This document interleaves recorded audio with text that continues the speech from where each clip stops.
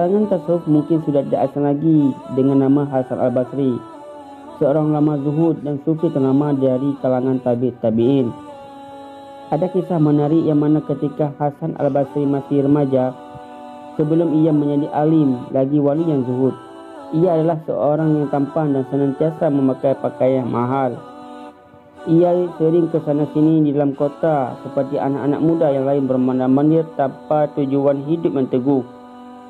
Suatu hari, ketika berjalan-jalan di tengah kota Basrah, dia bertemu seorang wanita cantik dengan sepasang mata yang sangat menarik.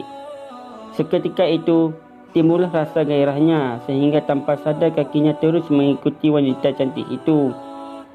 Wanita itu sadar ada orang yang mengikutinya. Lalu ia menoleh kepada Hasan al-Basri.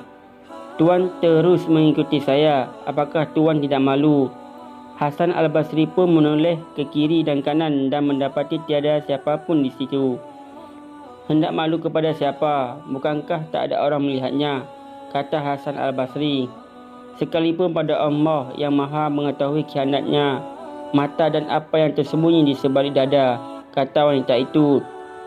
Hasan tertegun mendengarnya, namun karena tak mampu melawan hawa nafsunya, dia tetap mengikuti wanita itu. "Mengapa tuan masih mengikuti saya?" "Saya tertarik dengan dua matamu yang cantik," kata Hasan al-Basri. "Baik, tuan tunggulah di sini. Biarlah saya pulang dahulu dan akan saya hantarkan apa yang tuan mahu," kata wanita itu. Hasan pun menunggu dengan rasa berdebar-debar.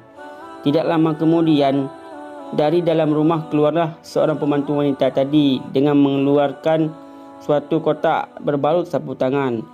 "Tuan, ini majikan saya kirimkan untuk tuan." Dengan rasa amat gembira, Hasan pun membuka kotak itu. Alangkah terkejutnya apabila didapati dua biji mata yang berlumuran darah.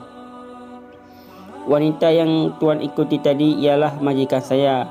Ia berpesan, dia tidak mahu memiliki mata yang membawa fitnah atas orang lelaki.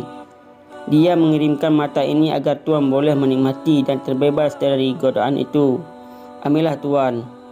Menggigit tubuh Hasan al-Basri. Dengan peristiwa menyayat hati ini, ia pun pulang dan semalaman dia menangis dan bertobat kepada Allah Subhanahu Wa Taala. Keesokan harinya, Hasan pun pergi ke rumah wanita itu lagi untuk meminta maaf. Namun menurut tetangga yang berdekatan, wanita itu telah meninggal karena terlalu sedih akan dosanya. Bergetar hebat Hasan mendengarnya, rasanya bagaikan hendak tumbang. Selama 3 hari menangislah dia di rumahnya. Pada akhir malam yang ketiga itu, Hasan telah bermimpi melihat wanita tersebut sedang duduk di taman surga. "Wahai tuan, dari dulu saya telah memaafkan perbuatan tuan yang tak senonoh itu. Karena dari perbuatan tuan saya akhirnya duduk mulia di hadapan Allah Subhanahu Wa Taala. Kalau benar engkau maafkan saya, berilah saya nasihat agar saya menjadi orang yang soleh. Bertobatlah waktu tuan sedang bersendirian atau ketika banyak orang. Ingat Allah dan berzikir serta beristighfar dengan sungguh-sungguh pagi dan petang." Hasan al-Basri kemudian mengamalkan nasihat tersebut.